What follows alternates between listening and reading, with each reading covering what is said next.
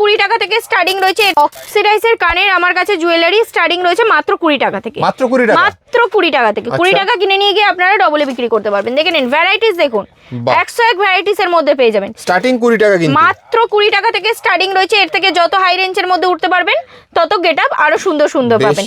দেখে নিন, বাহ খুব সুন্দর ভ্যারাইটিস দেখুন।